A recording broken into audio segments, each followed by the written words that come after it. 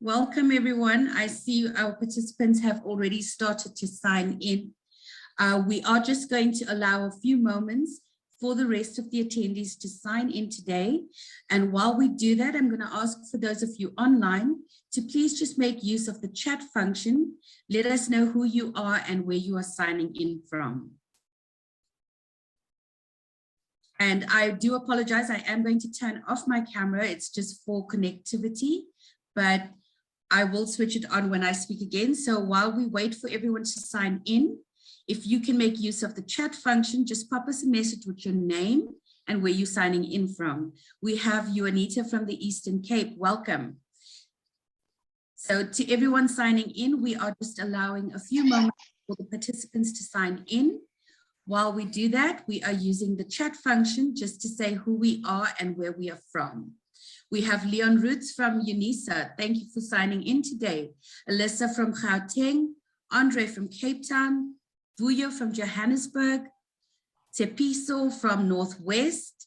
Welcome, everyone. We seem to have someone from each province joining today. We have Michael from Johannesburg. If I'm not mistaken, this is Annie that's signing from against GBVF, signing in from Sweden. Welcome, Annie. Thank you for signing in today. It is great to have everyone on. I think we are just about ready to begin.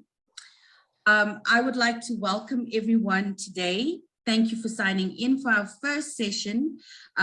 Today's session is the first webinar of a series of 11 webinars on gender-based violence. I am going to do an introduction for you for our MCs today. The Goldenki Southern Africa office is in collaboration with UNISA, Father a Nation, SAfAids, and Vitality Wellness.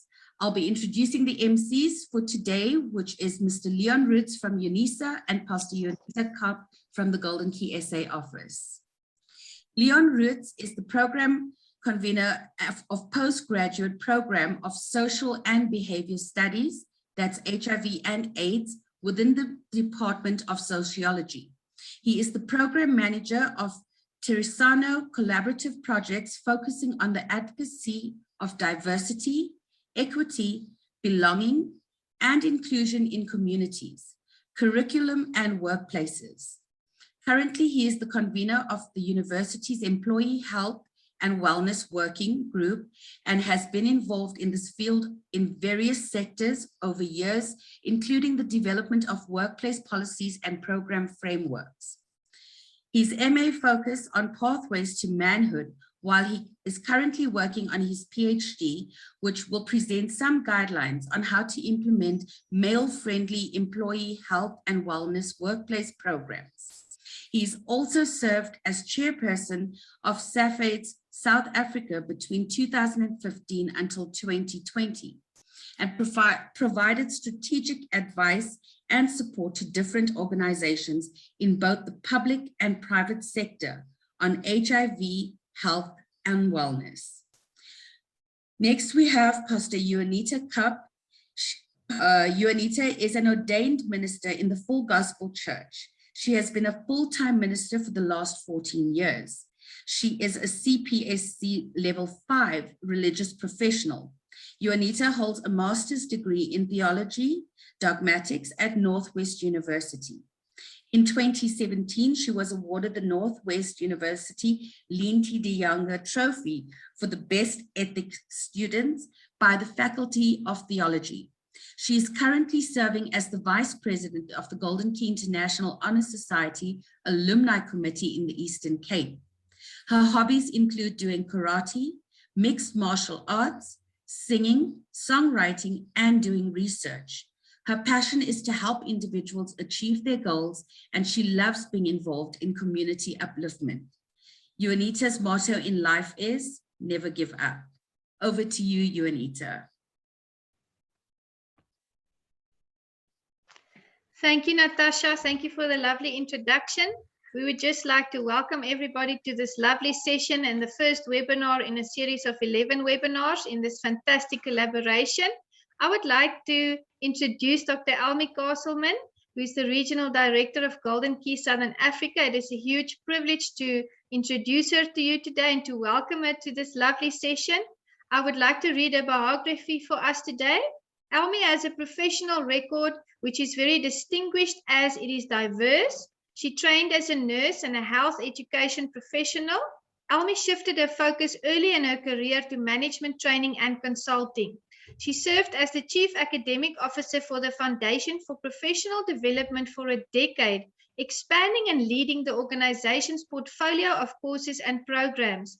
Her work at FPD attracted the attention of the senior leadership of the Royal Bafokeng Nation, a traditionally governed community in the Northwest Province that uses dividends from platinum mining to implement an impressive array of social development programs.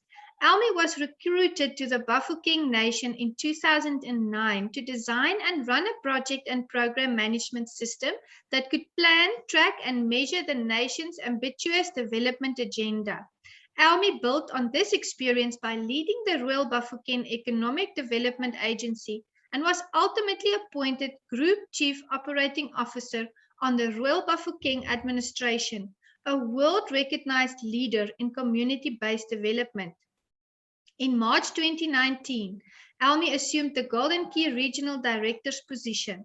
Her personal mission is to lead by being a brave, agile leader, leading with compassion, trust and resilience, to facilitate growth in Goldenki to the benefit of our members, to develop good relationships with all the role players in her life, and to facilitate and encourage young people to achieve their full potential. Elmi earned her B.Curve from University of Pretoria and her Master's and PhD from the University of the Free State. It is such a privilege to welcome you to this session, Dr. Castleman. I will give over to you for the keynote introduction. Thank you. Thank you very much, Janita. Thank you, everybody. Thank you for being part of this afternoon session, which is really a monumental session. And regardless of where you are watching this from, a remote rural area, as we saw some of our members, or a busy city, on a phone, a tablet, or a computer, it is my special privilege to welcome you. I'm Elmi Castleman, the Director of Goldenki, Southern Africa. Greetings to you all. This is a historical moment, as it is the beginning of an active collaboration between Goldenki International Honor Society, Trisano Projects UNISA, Father a Nation, SAfAids, and Vitality Wellness. The first of many collaborative projects to come. Starting off with this GBV series of 11 webinars, that in itself is really a courageous objective for this team. The aim of this series is to facilitate solution finding.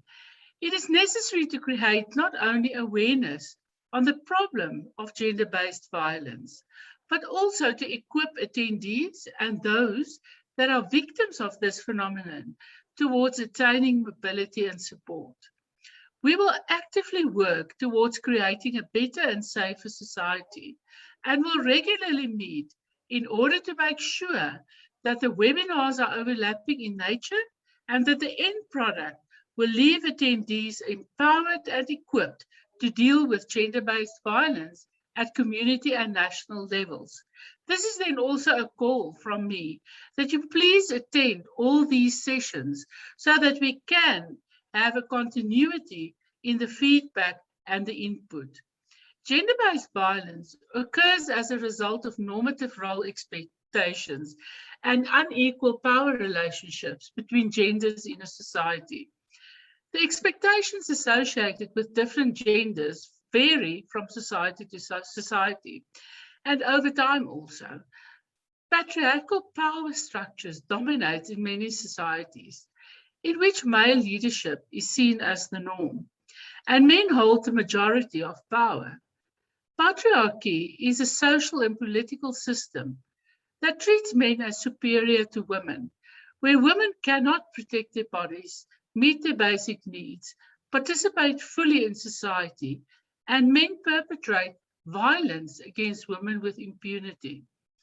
Gender-based violence can be physical, sexual, emotional, financial, and structural, and can be perpetrated by intimate partners, acquaintances, strangers, and institutions. Most acts of interpersonal gender-based violence are committed by men against women, and the men perpetrating the violence is often known by the woman, such as a partner or a family member. However, it is possible for people of all genders to be subject to gender-based violence. For example, gender-based violence is often experienced by people who are seen as not conforming to their assigned gender roles, such as lesbian, gay, bisexual, transgender, and/or intersex people.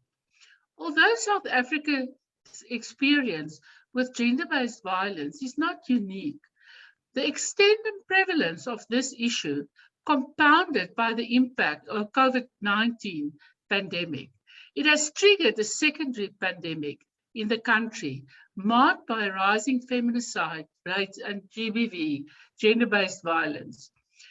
In the month of International Women's Day, August, when we highlight the ongoing need for governments and institutions to commit resources to advance women's rights, South Africa's gender crisis is a stark reminder of the persisting barriers to gender equality and rights faced by many women around the world.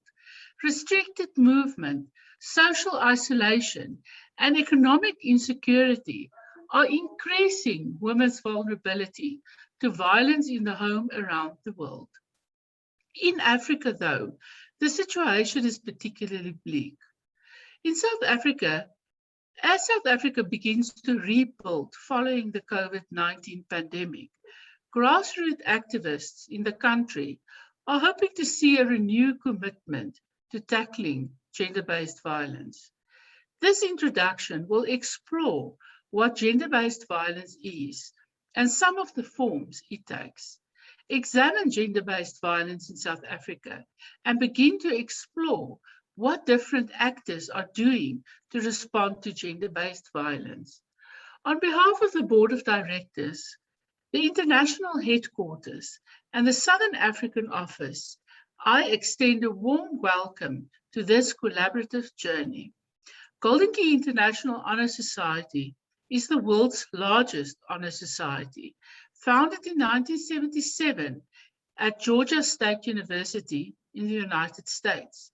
Goldenki's aims are simple: to recognize and encourage academic achievement and to connect brilliant minds across the world. I have to say that this year, Goldenki International Honor Society celebrates its 21st year in South Africa. As members, we must ask, what qualities do I need to strengthen to build a better society? We start by finding an outlet for our passion towards making the world a better place.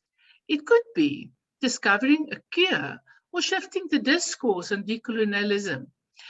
A good understanding of social construct in our communities and an acute awareness of environmental justice will enable us to use our leadership skills to build a better society.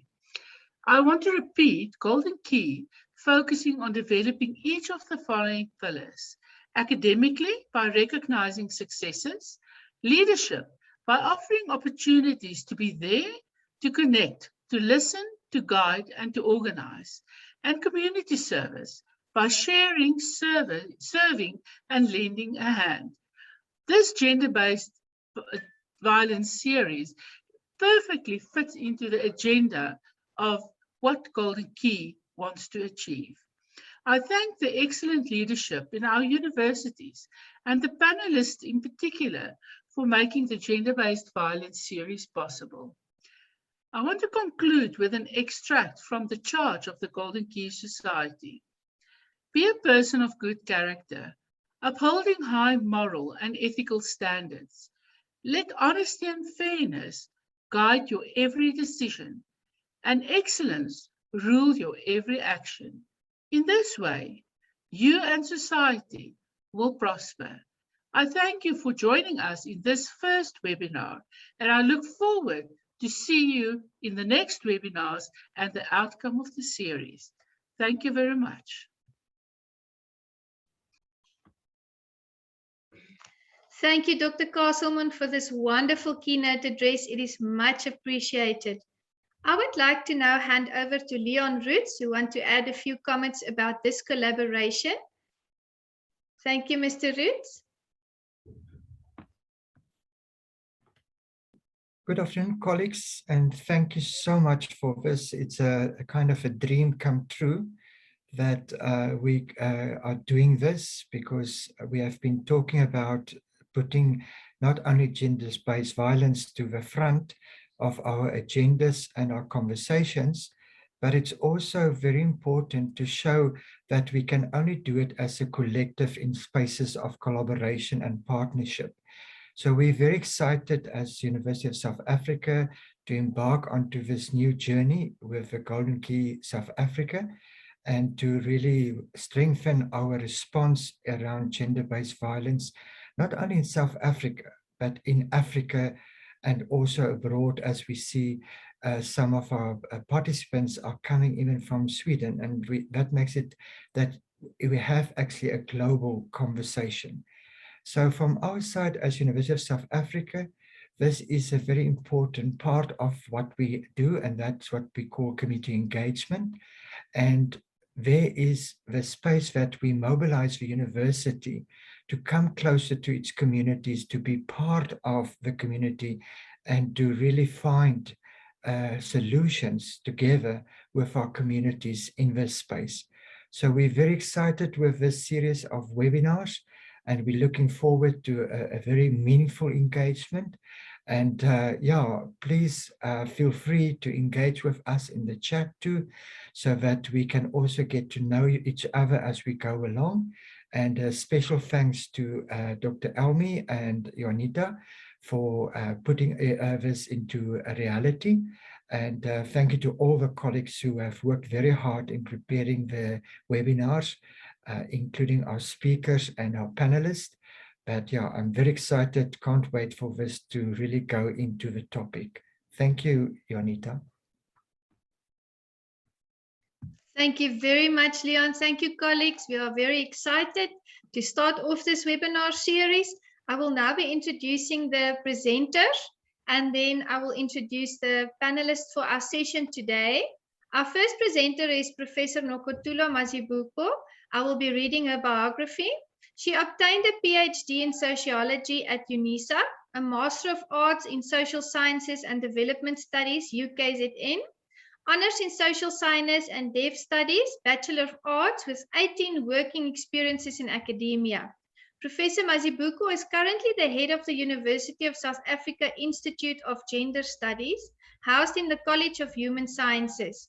The institute focuses on major pillars of academia such as teaching and learning, research, academic citizenship, and community engagement. Professor Mazibuko is the editor-in-chief for the journal Gender Questions, which is accredited by the Department of Higher Education and Training. The journal hosts special issues and normal volumes that focus on interdisciplinary and transdisciplinary research with the aim of advancing gender transformation on the African continent and globally. Apart from publishing scholarly articles in accredited international and national journals, Professor Mazibuko also participates in television and radio interviews, in the Pretoria News Facebook lecture, and publishes in various national newspaper articles.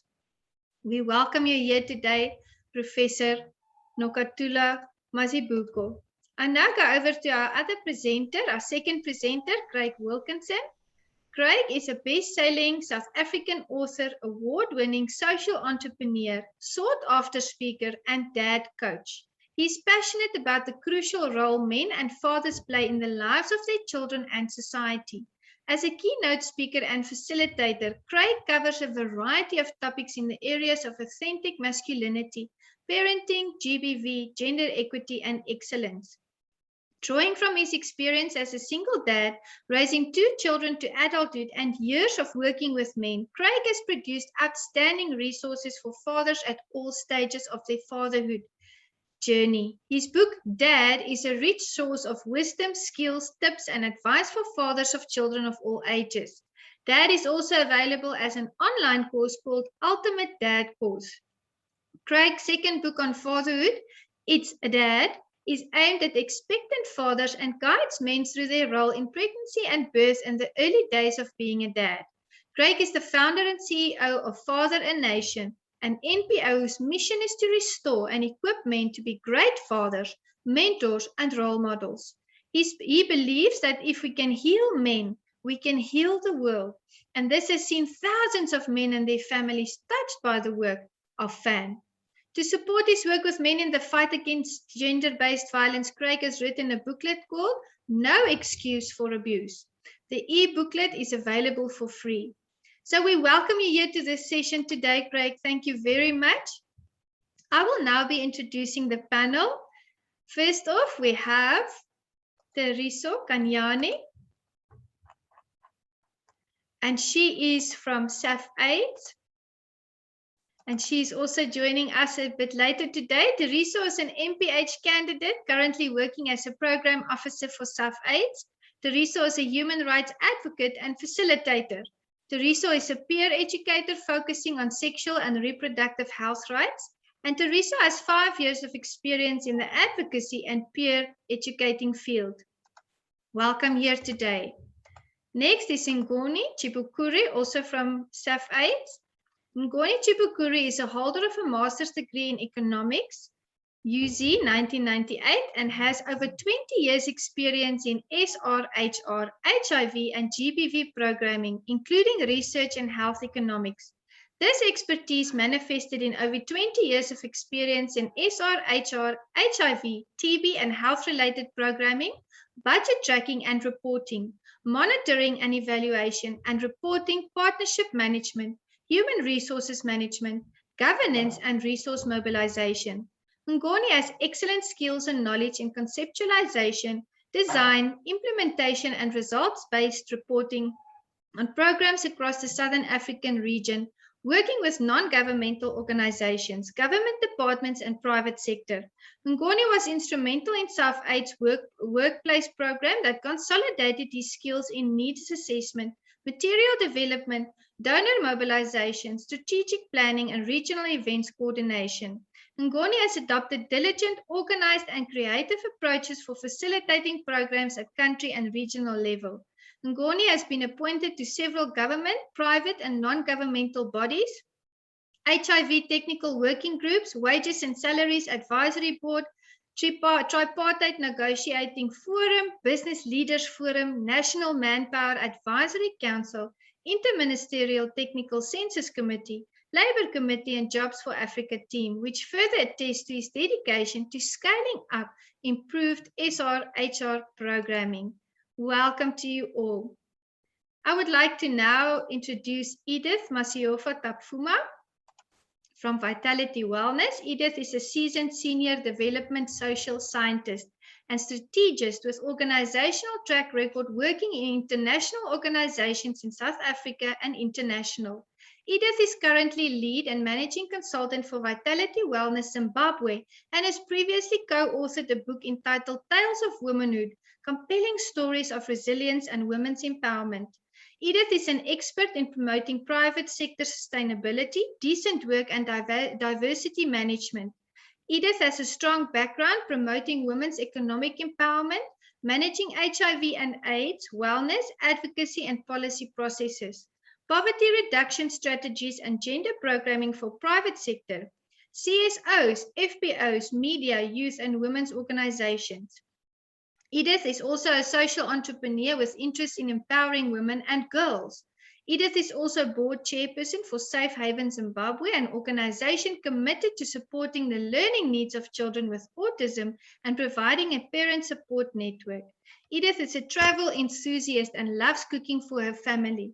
Her favorite saying is, in Shona, it means, may grace abound. I'm going to try and pronounce it, Edith. You must correct me if I'm wrong. Nyasha Ziwande. Edith lives with her husband and 3 children in Harare. Welcome today to our session, Edith. It gives me a great privilege today to welcome our presenters and our panel. I would like to now hand over to our presenters, Professor Nokotula and Craig Wilkinson. Thank you so much, everyone.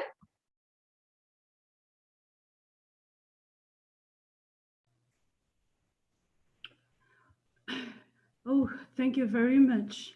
Janita, I am in the presence of great minds, and just listening to those bios, I'm overwhelmed and excited that today we begin sharing knowledges, and which we will leave these webinars feeling empowered and inspired to move on and carry on the beacon of hope to our families, to our communities at large. So I'm very much excited about these webinars, the series of webinars. I will begin my presentation by looking specifically at the concept that the previous speaker touched on. I have in front of me 5 concepts that I want us to just deeply look into, although the previous speaker has mentioned, lengthy, but there are certain things that I wish that we can also include in this one when we look at the actual topic that we were given, gender-based violence within the African context.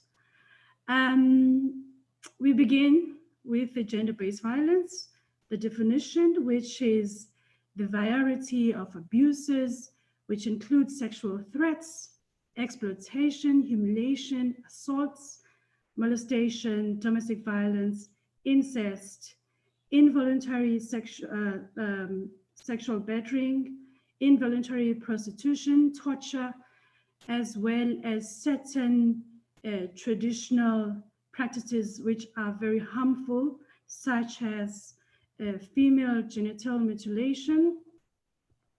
And then when you look at the second one, which is the domestic violence, which now this is also the patterns of abuse which are used in order to establish or to reaffirm power and control over the next person. With domestic violence, we see that, it is perpetuated against people who could be residing together, and these individuals could be sharing a bond, whether from the intimate relations, from parents to children, from grandparents to grandchildren. And then we look at the intimate partner violence, which takes place between a couple. Either they are married or living together. They may or may not have children. And it also occurs, intimate partner violence also occurs in the context of domestic violence, and which includes physical violence such as hitting, kicking, slapping, etc. And there's also psychological effects which come from belittling, humiliation, intimidation, as well as financial, which could take effect from not providing financial assistance, and the last part is sexual, which could be forced sexual intercourse.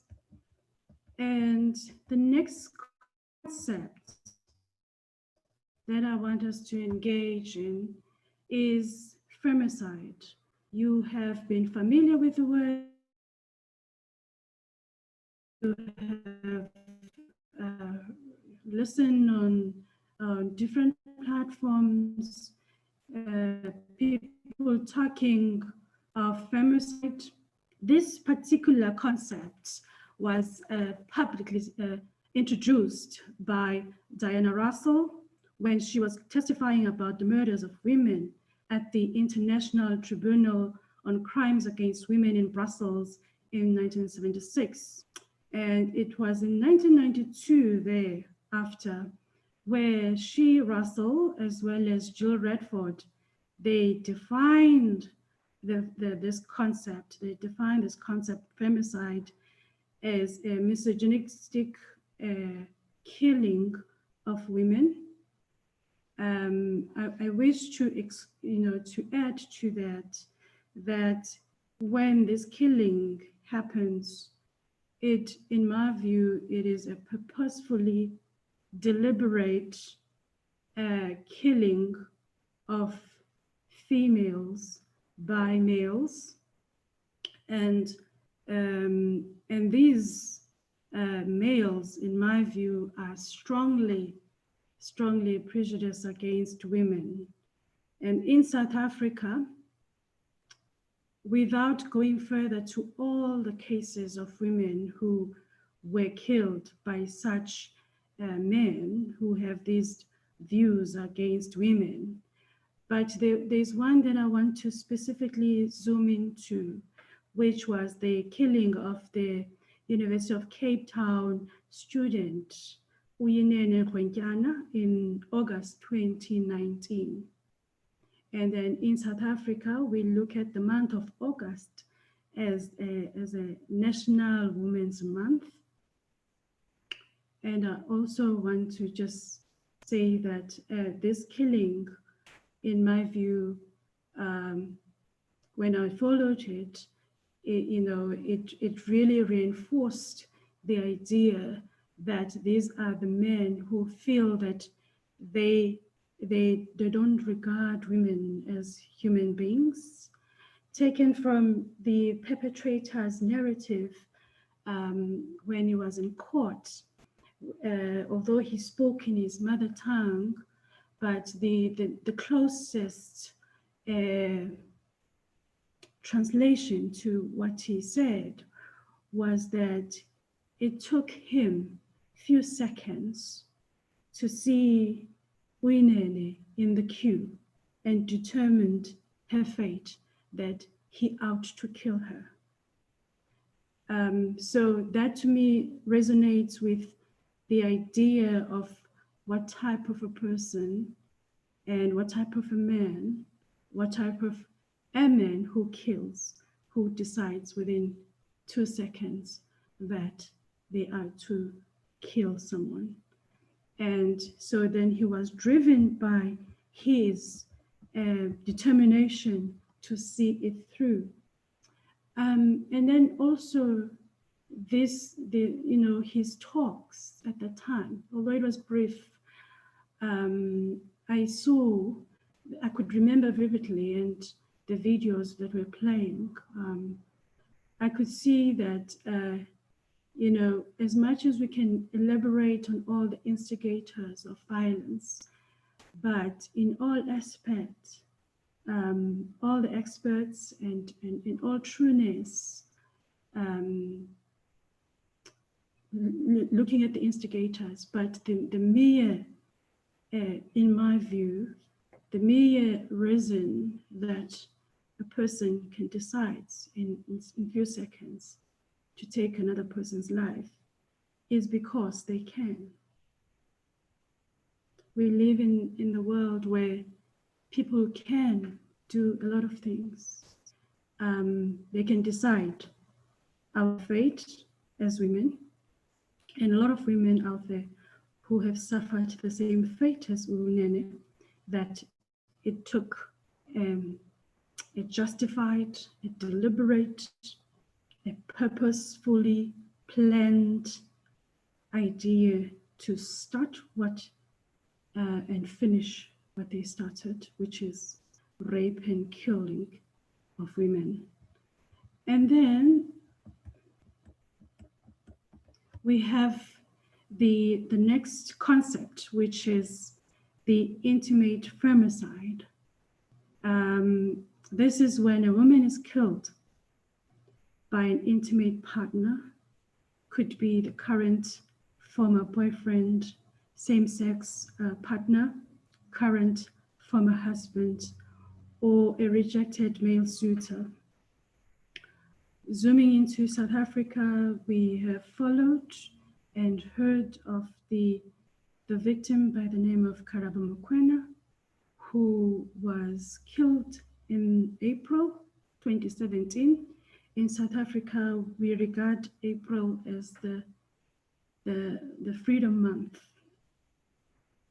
And so Karabo was killed within the Freedom Month of April 2017 by her boyfriend, and so many other women out there who don't have whose fate was not brought into the media space. And there's so many of them out there who remain faceless, who comes across as the statistics. And so now the question becomes, after understanding these concepts, why gender-based violence exists? I looked into the places that myself and Leon has visited. I looked into Kenya, I looked to South Africa where we are based, and I looked to Zimbabwe. That within these places, gender-based violence exists because there has been suspicion of the rule of law during the times of political transition, which is understood to be the cause of sexual as well as gender-based violence. There was a time in all these places where the political rise happened, and rape was a means to, or was used as a weapon to be violent against women. And why it exists, the assumption is that political transition will lead to major socio-political change, whereby it establishes more democratic system for government, as well as greater respect of the rule of law. But unfortunately, it may not be the case. It may not be the case. We are living in places where anarchy has become the rule of law. Looking at these countries, Kenya, South Africa, Zimbabwe, all of them, just focusing on these ones which we visited, all of them are very patriarchal in nature. Thus, violence against women within the domestic spheres is so widespread and is regarded as normative, and sexual violence and rape is used as a weapon to punish, or it's used as a weapon to control. It is used as a weapon to correct women. And failures to uphold the democratic rights of women to live in freedom from violence have given rise to African feminist movements. There are so many movements, and I wish to discuss them later in the next webinar, how, whereby women's rights to live in a freedom state have been violated by violence, and this has given rights as well as rise to the African feminist movements. And the hashtags, but we'll discuss those in the next webinars. We may also agree, and it has been touched earlier, that gender-based violence is fundamentally rooted in gender inequality. It is more in cultures where there is cultural emphasis on gender hierarchy, where there is greater acceptability of the use of violence in interpersonal relations, where men's dominance over control of women is seen as a legitimate and justified. And it also exists in such communities where there are often very weak community sanctions for violence against women. My conclusion to this webinar, the first one, and is that when we study men who are perpetrators, what type of race would that be? What type of culture? What type of culture, race, or religion that person would belong to? I always come across as there is no race, there is no specific culture, there is no specific religion, there is no specific ethnicity, profession. Every person is capable of becoming a perpetrator. Every man is capable of becoming a perpetrator. Every woman is capable of becoming a perpetrator. Today's webinar, I was looking at specifically from the point of a man against a woman. And I'm carrying on with this point where I'm looking at a man who can demonstrate control of women as essentially to their self-evaluation as men, self-praise, self-importance, are more likely to be violent. And women are at greater risk of becoming victims if they themselves accept this position as respect to men. Or they are the women who have learned this behavior from home by witnessing it from their parents. And they could also be women who have poor conflict skills, women who have poor self-esteem, women who have been using substance abuse and which has become problematic. So these are the factors that as we live in these countries that we belong to, there is absolutely no race. There is no identity. Every man, every woman can be a perpetrator, and every man can also be a victim of gender-based violence. I thank you. Thank you very much, Prof. Nokutula. That was extremely insightful. I will now hand over to Craig Wilkinson from Father a Nation. Thank you, Craig. Thanks so much, Janita, and thank you, Professor Mazibuko. I really just want to look at the reasons why abuse happens. You know, I'm wearing a shirt specifically that says no excuse, and it's so important to emphasize that there's never an excuse, ever. But there are reasons, and a reason is not an excuse. A reason is why something happens, an excuse is a justification for it, and there's never ever justification. You know, to fix anything, and we're all here with one passionate goal, and that is to eliminate gender-based violence. But to eliminate anything, to deal with anything, to heal anything, we have to understand the reasons why it happens. We have to delve into the reasons and say, why is this happening? Because only once we understand why can we begin to overcome it. So much of the work done around gender-based violence for me is very frustrating, because it's all focusing on creating awareness. And I think we've got to the point where we know it's happening, we're aware. It's a disaster, it's absolute national tragedy. We know the statistics, we've seen the stories, and you know, we know that it's happening, but how do we fix it? How do we actually get involved in changing it?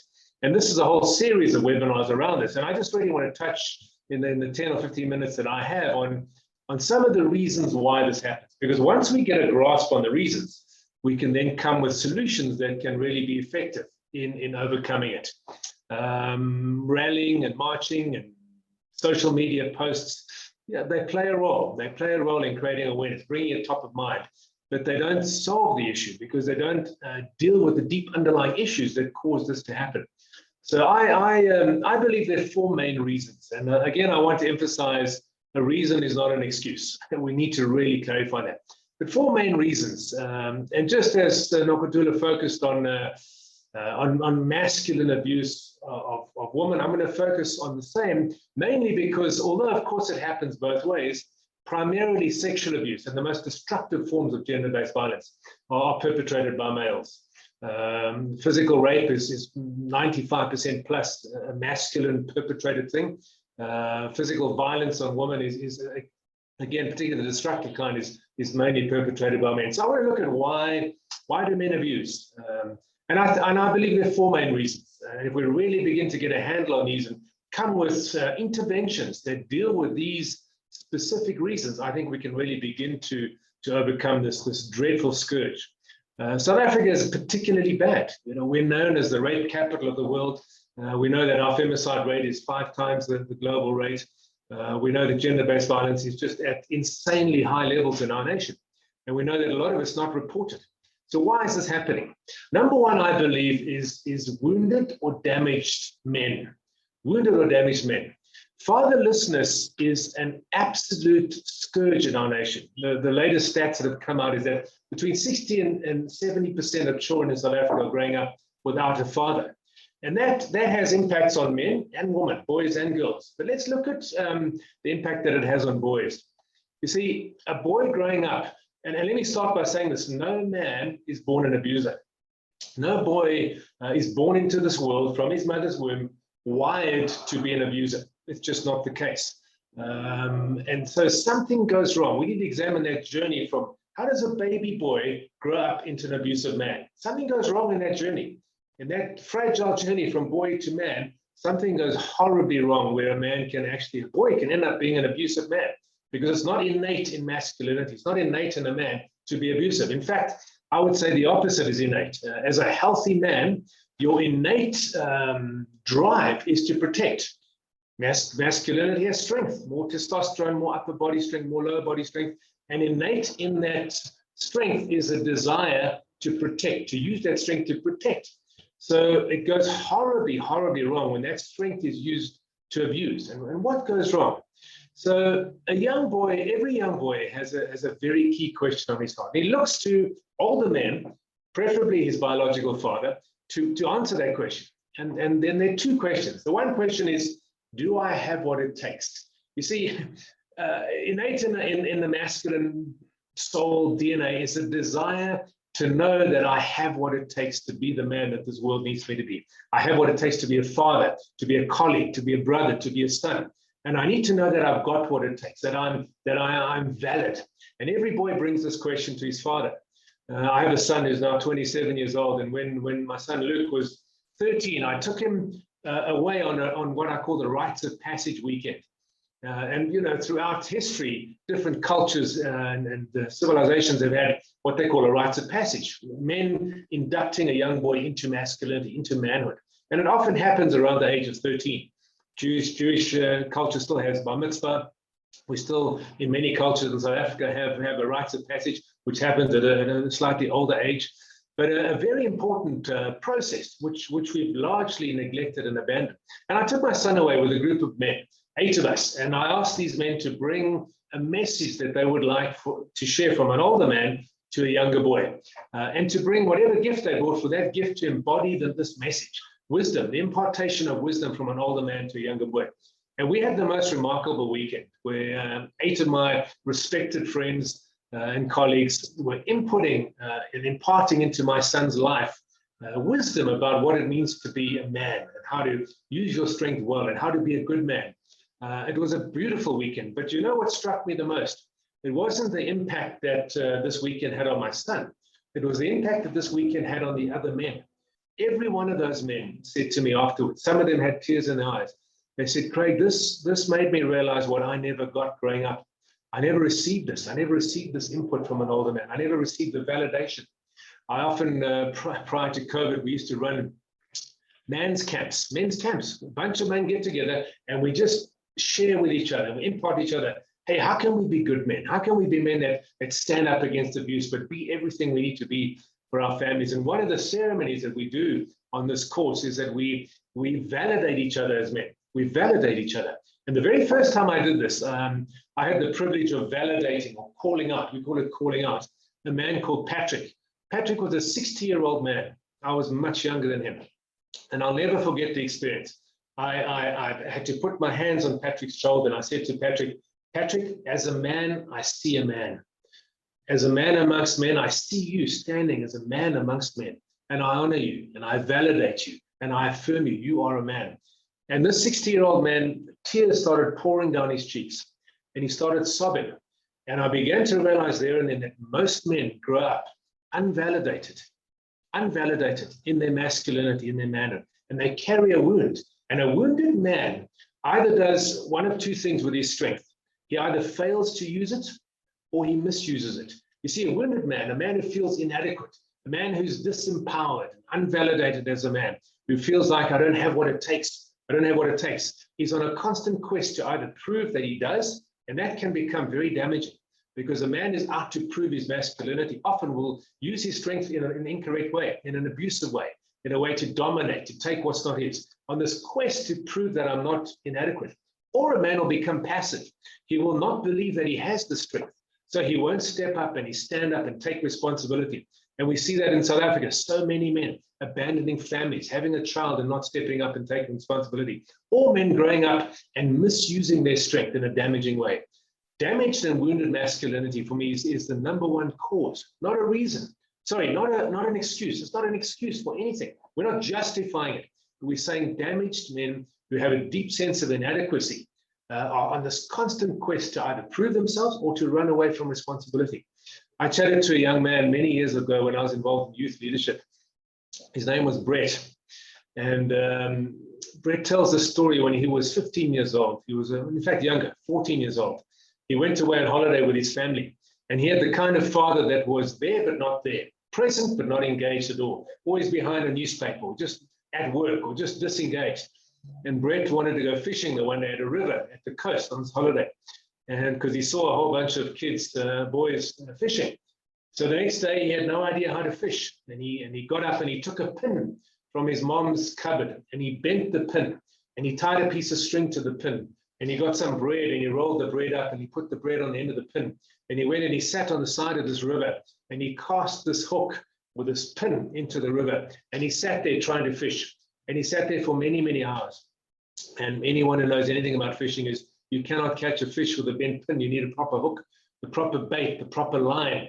And he got more and more discouraged and more disillusioned. He didn't have a father. He didn't have an older man in his life to teach him how to fish. And that's a metaphor for life. So many boys grow up without a father. You see, masculinity, you can use the metaphor of a vehicle. A car is a beautiful gift to us. A car takes us from A to B, every one of us, every day. When we're not under COVID lockdowns, use a vehicle, a bus or some sort of vehicle to transport it. It's changed the lives of everybody in the world. But a car can also be a very dangerous thing. It can take us from A to B safely, or it can be involved in a car smash. And tens of thousands of people every year are killed in car accidents. And in order for us to drive a vehicle safely, we need somebody who knows how to drive a car, to teach us how to drive a car. And every young boy needs an older man, preferably his biological father, to teach him how to drive this thing called masculinity. How do I engage with my masculine strength? How do I engage with the hormones, the testosterone that drives through my waist? How do I do that? What are the rules of the road? When do I stop? How do I stay within the lines of the rule of the road? How do I know what the speed limit is? How to use the brakes? How do you do this? Every person who drives a car needs someone to instruct them. Every young boy growing up needs someone to instruct them in how to be a man. And so often young boys in South Africa grow up without a father, without an older man, no one to teach them how to be a man. So the number one reason is wounded masculinity, men who feel inadequate broken, damaged, a need to prove themselves or a need to escape. And a man who escapes, who doesn't use his strength, escapes into all kinds of substances and all kinds of addictions, which can be very harmful to himself and others. The second reason is that we have a false idea of what it means to be a man, a false concept. And that comes a lot from not having older men teaching younger men, hey, this is how you behave. We grew up with wrong ideas about masculinity. And I talk about the 4 big lies about masculinity: sex, power, money, and big boys don't cry. So many men believe that in order to be a man, I need to be successful sexually with women, with members of the opposite sex. That makes me a man. I need to have power because power makes me a man. I need to have money because if I got money, I'm a man. If I don't have money, I'm not a man. These are dreadful lies. The poorest man can leave behind the richest legacy because it's not what you leave for someone, it's what you leave in somebody. It's not power that makes you a man, it's what you do with the power and the strength that you have. It's not money that makes you a man, it's what you do with the money that you have. Someone once said that you can tell the character of a man if you strip away everything that he has and see what remains. You take away a man's power, you take away a man's money, what remains? What remains is character. What remains is the true identity of who that man is. So sex, power, money do not make a man. And the 4th big lie is big boys don't cry.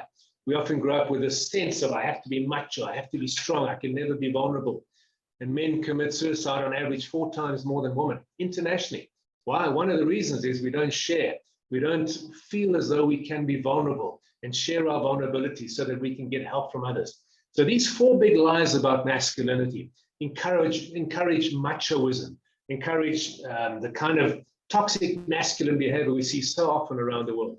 So you have a wounded man, a man who needs to prove himself, and he believes that masculinity is about power and money and sex. He's obviously going to behave very badly, that man. The third reason why men abuse, and again, I'm giving you a weekend seminar in 15 minutes, is false concepts or false notions about the value of women. You see, so often we grow up as men believing that women are inferior, that women should serve men, that women are subservient to men, that if I'm in a meeting with a woman, she must take the minutes, that if I go home and I've had a full day's work and she's had a full day's work, it doesn't matter, she must do the cooking and the cleaning. It's wrong and false notions about the value of women. You see, men and women are absolutely equal, different, but equal in value, equal in the contribution we make to society. And society works well when a man and a woman co-create the future. They're not at war, they're not at odds, they co-create the future. And as soon as a man believes a woman should be subservient, it's problematic, and that leads to a lot of gender-based violence. And the 4th reason I'll touch on briefly is emasculating circumstances. We live in a country which tragically, and what a betrayal of our nation, by our government, that up to 70% of youth in this nation are unemployed. I sat across the table from an unemployed young man the other day. He was 22 years old. From the day he finished matric to the day he turned 22, he had not worked one day in his life. Not because he didn't want to, but because there was no work available. And you see, you place a man in a situation where he feels inadequate, he can't provide, he feels useless. It's the 4th reason why often men behave in a very destructive way, either to themselves or the others. And in South Africa, we're talking about the South African context. All 4 of these factors are highly present. Men are growing up wounded, damaged in their sense of self and masculinity, their sense of adequacy. There's a sense of inadequacy, and I need to prove myself. Wounded masculinity. Lack of fathers mean a lot of boys grow up with false notions of what it means to be a man, false concepts about masculinity, toxic notions about what a man is. Vulnerability is strength, it's not weakness. The 3rd reason they grow up feeling that men should be superior to women. A 3rd lie. And the 4th reason is dreadfully emasculating circumstances. When you put all of these 4 things together in one packet, you get the reason why South Africa is struggling from such an absolute scourge of gender-based violence. And we need to begin to address these true ideas of what it means to be a man. A man loves, a man serves, a man honors, a man protects, a man provides, a man uses his strength for good, never ever for harm. He never fails to use it. He never misuses it. He uses it for good. We need to teach what it means to be a man. We need to restore fathers. Boys and girls need fathers present and engaged in their lives. Young boys need fathers teaching them what it means to be a man, validating them, saying to you, my son, you're the man. You don't have to prove that you're a man. You don't have to play the man to be the man. You are the man. We need to live in a society where we teach that men and women are equal. There might be some fundamental differences. We're mostly the same, but there are some difference in our drivers. And those differences are beautiful. And we need to create a situation of equal opportunity for all. And we need to create a situation where we really begin to address the issues of inequality and unemployment. And if we begin to really address these 4 fundamental drivers of gender-based violence, we can begin to have an impact on overcoming and eliminating this. I'll end there, but thank you for this opportunity, and I look forward to these forthcoming sessions where we can really begin to unpack these issues and come up with some tangible solutions. Thank you, Craig, for your wonderful presentation. I really felt when you were speaking that we are really going to address and unravel the root causes of GBV and hence have a very big impact in the transformation of society. I would like to now turn to the panel. I would like to ask the panel to ask the presenters, each presenter, 1 question. I think let's start with Ingoni Chibukuri from SAfAids. Ingoni, you are welcome to put on your mic and your camera and engage with the presenters with your questions.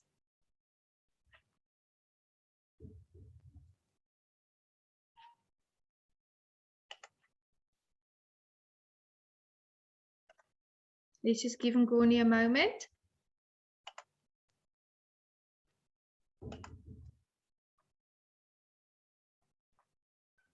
I think while Ingoni is getting ready, are you there? Wonderful. Please proceed. Yes. Thank you very much. Can you hear me? We can hear you, Ingoni. You are welcome to formulate your questions to the presenters. Thank you. 1 question to each presenter. Thank you. Okay. Thank you very much. To the presenters, thanks for bringing out I was quite listening to the issue of culture, which shaped the behavior of people, the gender roles, and also the expectations from the society. But if we look, I just want to find out the positivity of our culture as well. Yes, we have the harmful cultural practices and so forth, but what are those positive cultural traits that we can take forward as Africans, because we are looking at GBV within the African context? Are there any other positivities that we can carry forward as men, as boys, to address this problem that we are experiencing, or this epidemic? Thank you very much. Thank you, Ngoni. Prof. Nokutula, Craig, you're welcome to answer from your perspective.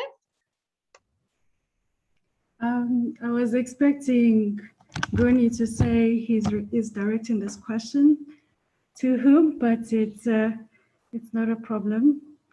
Looking at positive cultural traits, it is first in every household. We need to respect, understand, accept each other's attributes. We were, in homes, as much as growing up in rural areas or in urban areas for some of you, when those caterpillars were there wouldn't be any need to reinforce power on the next person. If we all understood our roles and respected our roles, and there will not be any need. I know of many, many homes who are led by women, and women raising boys to be great men and leaders. So we need to elevate those homes, elevate our attributes in the most positive traits. I know that in Africa, there's absolutely no culture that says it is okay to murder a woman. I know that for a fact. although in some elements, there are certain stereotypical ugly traits that are perpetuated by masculinity, toxic masculinity, that suggest that it is okay to correct a woman if and when she goes out of control. And I call those as, worse poisonous traits in those cultures, but in all fairness, there hasn't been any that says it is okay to murder. That is one thing that every culture in Africa can agree with. And also there's no historical written culture that says it is okay to beat a woman. It is okay to do all the physical abusive in nature. So we need to go back to what exactly made Africa before the introduction of patriarchy. And we need to read and understand the queens of Africa and what attributes they brought into our environment, into our nature, into our homes, into making Africa as Africa.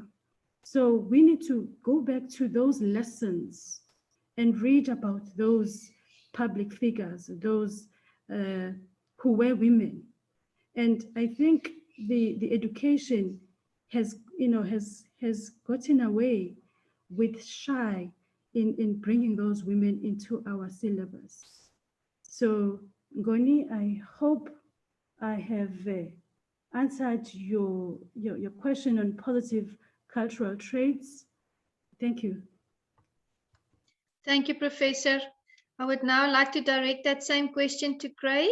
Thank you. It's a great question, and I agree with Nokutula that gender-based violence has never been okay in any culture. And patriarchy in and of itself is a very, very complicated thing, because even in a patriarchal society, it's not okay to beat a woman. It's not okay to take what's not yours from her. It has certain rules and ways of operating, but abuse is never okay. And you take a lot of different cultures. Take Christianity. I'm a Christian. A lot of people abuse certain scriptures to justify dominating a woman. They say, wives, submit to your husband. Men use that as an excuse to dominate, but it's a total distortion of what that word's saying. The very next scripture says, husbands, love your wives as Christ loved the church. And Christ loved the church in a way where he gave his life, he submitted. He put the church above himself. He got on his knees and he washed the feet of the church, So we misuse. Lobola is another example where it's a very often misconstrued cultural practice. If you take lobola is a beautiful thing. It's a demonstration of the ability to take responsibility. And it's a gift to say, I as a man am showing you as a family that I am willing to and I'm capable of taking care of my wife. It's not ownership at all. And I was doing a talk at a college the other day in Cape Town, and one of the young men put up his hand and he said, sir, he said, would you pay for milk that comes from a cow that you own? He was totally distorting the concept of lobola. It's not about ownership, it's about responsibility. So there's a lot of beautiful things in all of our cultures if we take them correctly and we don't abuse and misconstrue and distort them. So I think that would be my response. Absolutely, absolutely. Thank you, presenters. I would now like to hand over to Leon, who will address the panel. Thank you, colleagues. May I also ask Teriso, who is a young person and working within the communities with young people about sexual reproductive health rights and rights. And I want to ask Teriso if she can just maybe from that angle post maybe a comment to all of us, what's happening with young people in that space and how does it play out in gender-based violence. And then maybe also like one question to the two speakers. Teriso? Okay, thank you, Leon. Unfortunately, I cannot put on my camera on. I'm in an environment where it does not allow. I have a question, and actually it's been asked in the chat by one Miss Helen regarding on how women can be empowered to raise boy children, because we are in a society where right now there are a lot of single mothers, and we are focusing on the concept of men should raise men children, or boy children, and women should be raising girl children.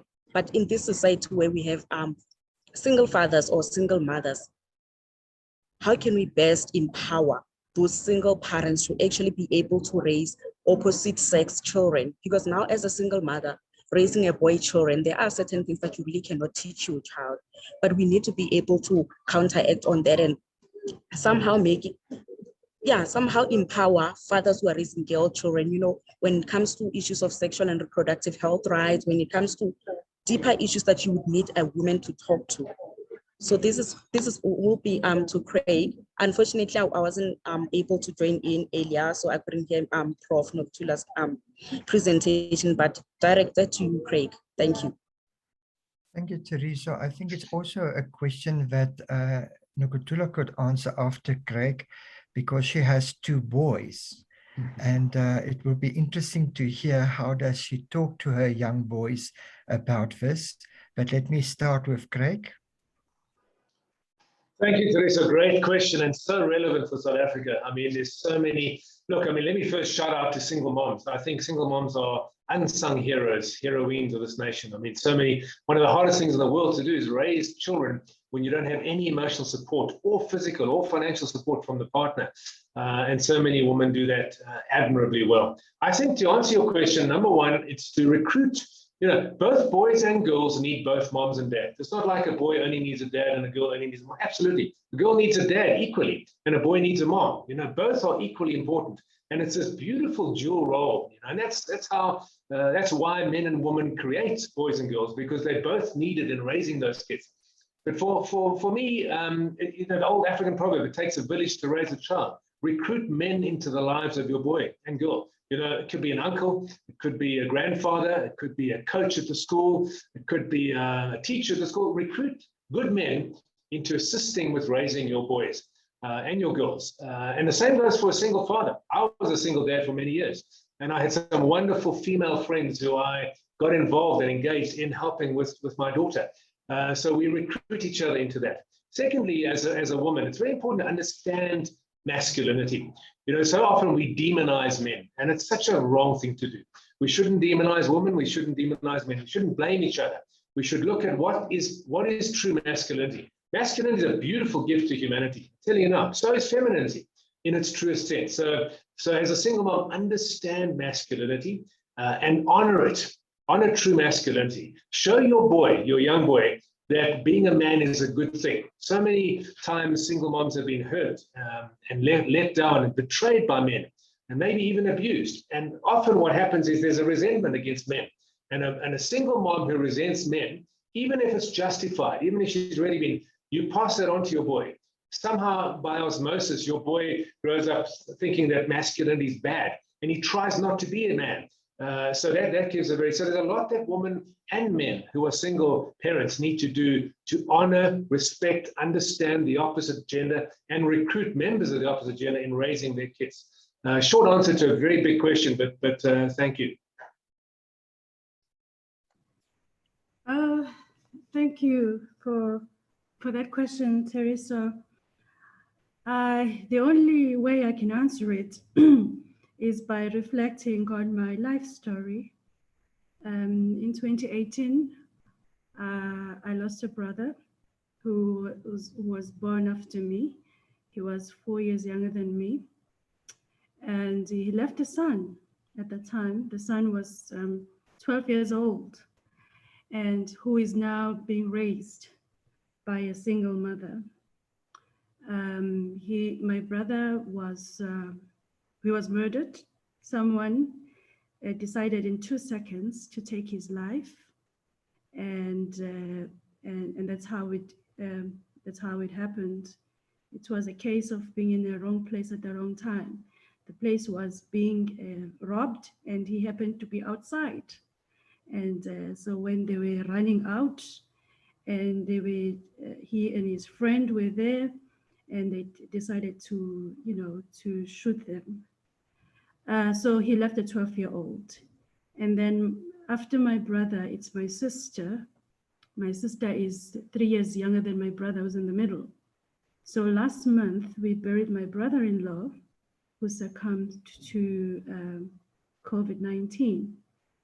And he left a 9-year-old son.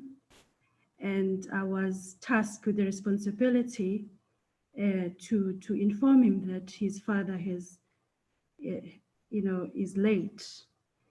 And so it was difficult to tell a 9-year-old, and I couldn't find words to express and how his reality could change in an instant. Although these are very articulated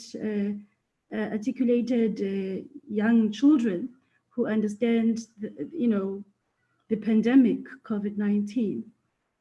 But after telling him in the presence of my sister and my husband, we first explain each person's role, reaffirming him that it was okay to, he understood me as the aunt, he understood my husband as the uncle, but he referred to him as daddy. And we reaffirmed him before we actually said, your dad is going to heaven. We had to say, Ropiwa, okay, this is who I am. I'm not really aunt in English, but I'm your mom's big sister, therefore I'm big mama. And this is daddy, speaking in that sense where the children could understand and articulate and reflect. We're not trained in psychology, so this was our home grain psychology, but we really appreciate the grief counseling that we all have had to go to.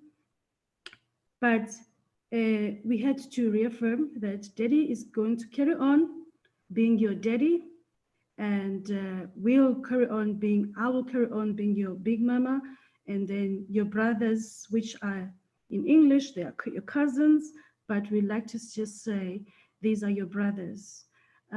They will always be there for you, and you can live wherever you want to go. So in that sense, I'm just saying that it is very important, it is critically important to have a network of family around you, either by, if it's impossible, by phone call, to be there for you as a single mother when you're raising, as well as for those sons to be aware whom they can speak to when they grow up and when they have issues of bullying at school and what to do with this. That network is very important, and it needs to be extended.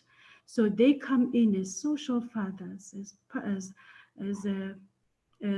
male figures in the roles that obviously it cannot fully comprehend the role of a biological father, but can step in as a social father. We had Ropiwa the other day giving daddy the Father's Day present that he couldn't give his biological father because at the time he was very ill. So those are the things that I think we cannot do it alone. I look at how my sister her life has been changed drastically. She's only 36, by the sudden loss of her husband, whom she married at 21, and how now I have to be a mother to her as the older sister, and my husband can also be a father to her son.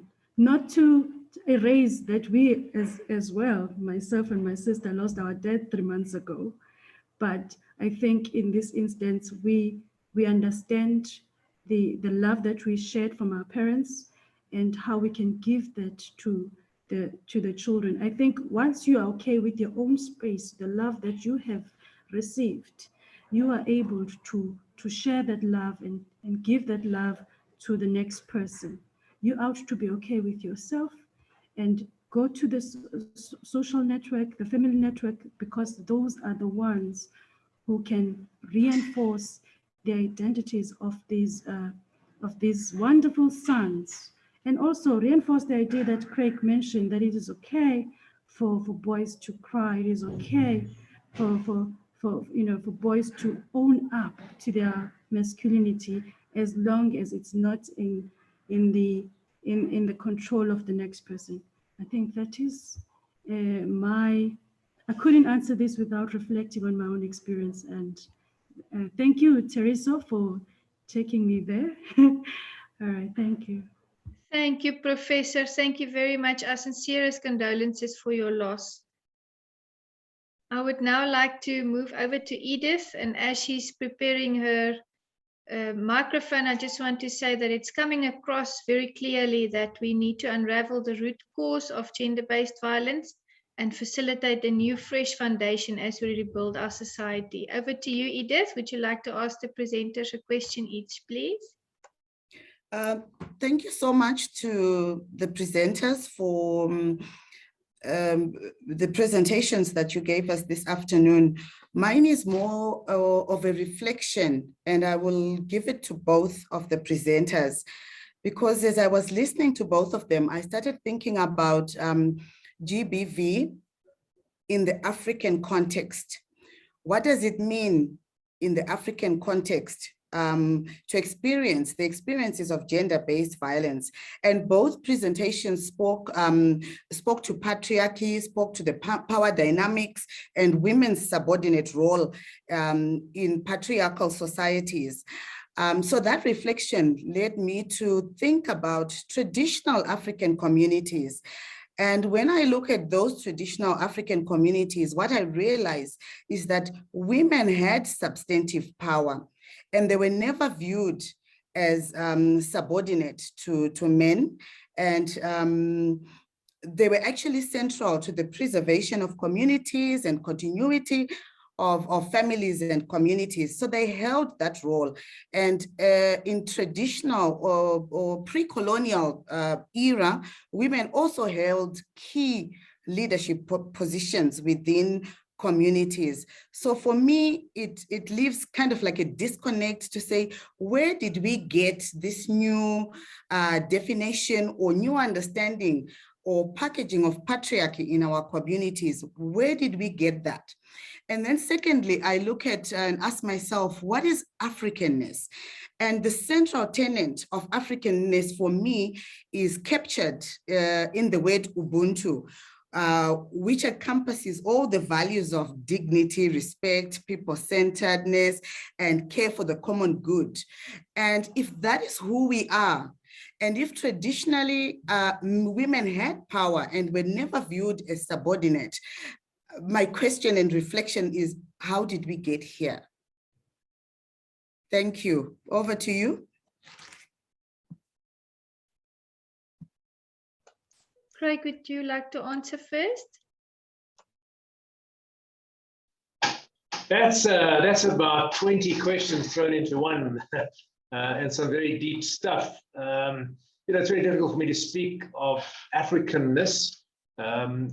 I would agree with you. If you look back at any culture, if you look at Western society, Western society was also built on Ubuntu. There was tremendous sense of community. There was love, there was care, there was giveness, each had their individual roles, but successful societies are always built on community and a respect and a dignity for humanity. I think what happens to all cultures is if greed comes in, if power comes in, if corruption comes in, if the values, I look at human beings from the point of view of duality. Within each of us is the capacity to be a Hitler or a Stalin or an Idi Amin, and within each of us is the capacity to be Nelson Mandela, Mother Teresa. We've got both of those things within us. And societies go wrong when greed begins to take place, where imbalances creep in, where inequity creeps in. And this happens throughout the world. It's not a uniquely African thing. It's not pre-colonial, post-colonial, it's not pre-anything, post. It's when society's values begin to become totally skewed. So you take apartheid. Apartheid was based on an evil presumption. You take Hitler, you look back at so many different societies that went completely wrong. It's when the wrong values crept in to that society. Successful societies are built on the premise of love, respect, dignity, self-respect, respect of others, Ubuntu. Ubuntu is fundamental to the successful creation of all societies. I don't believe we need to reinvent masculinity. I think we need to rediscover it. If you look back at any one of our histories, no matter whether it's African, American, European, Asian, Australian, there are beautiful stories of men and women coexisting, cohabiting, supporting, loving, caring. You know, society, history has been built on fundamental cooperation and fundamental value between the two different genders. And that's how families are built, and societies are built. So this is a big question, which needs a lot of debate. But I think when societies go wrong is when the wrong values creep in. You have excellent governments that start off on a very, very good note, but greed creeps in, corruption keeps in, pride and power, you know, and things go horribly wrong. The same with societies, the same with families, the same with marriages. You know, when a couple gets together at the altar and they say those beautiful vows, you know, every intention is, I'm going to live this out. But what happens? Things start to go wrong. So it's a universal human condition that things can go wrong, but things can also go right. And we need to cling to the values that work, such as Ubuntu, such as respect and equal value for both genders. That's how we get back on track. Absolutely. Thank you, Craig, for that great answer. Just in a minute, we are almost through our session. Professor Nokutula, would you like to answer that question? We have a minute or two left before closing. Okay. I'm just going to bring it down to the families, how we define success in family, and which is the reason why there is an erosion of Ubuntu, African-ness, and all those values. We define success because of capitalism. We live in capitalist societies, and even in our homes, we say a person is successful based on the material gains. So those are the things that have played a role in creation as well as sustaining patriarchy, as well as African erosion and the spirit of Ubuntu, because we have lost Ubuntu. We have lost Ubuntu, and we need to redefine and sustain Ubuntu without the inclusion of what success is. Because in this true sense, you know, successful people are material gain, what they qualified as, their titles and so on, but we lack the character, we lack the inner identity of a person. I think that's where it all comes to. Thank you, Juanita. Thank you very much, Professor. Yes, I agree with both the answers. We have to re-establish valuable truths, and that is going to take a while. We have to reprogram minds that have been hurt. I would like to give over to Leon from UNISA now. Would you like to end the session for us, Leon, please? Yes, colleagues, it just reminds me that why did we come about these webinars, that this is exactly what we want to do, is we want to go deeper. As Craig has said, there's so much awareness, but awareness doesn't translate into action, and action doesn't always translate into change.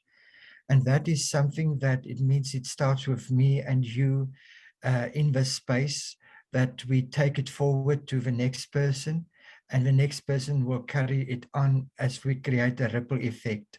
So it means that we have to actually come tonight at home with whoever we are living with, to have a conversation of what we have heard here today, and to ask them, how do they experience this phenomenon called gender-based violence, this pain that is out there?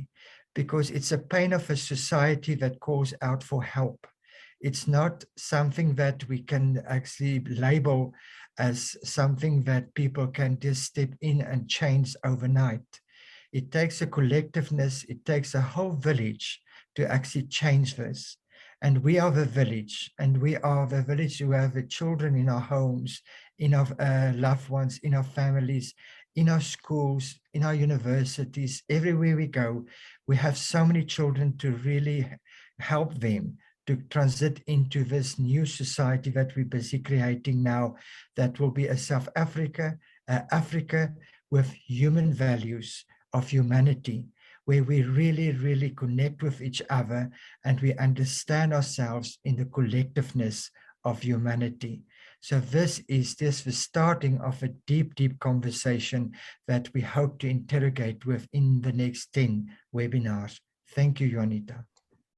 Thank you very much, Leon, for summarizing it all and summarizing the vision of this webinar series. We are so blessed for this collaboration with all the parties here today. I would just like to, from Goldenki Southern Africa, thank the presenters and the panelists, and invite the attendees for our second session on Thursday. You're welcome to register on the links that we have shared on social media, and the topic will be understanding gender-based violence in the context of conflict and violence. So with that, we thank you for joining our first session. We are very excited to move into the next 10 sessions, and thank you that you will join us again on Thursday. Thank you for the wonderful presentations. We'll see you again.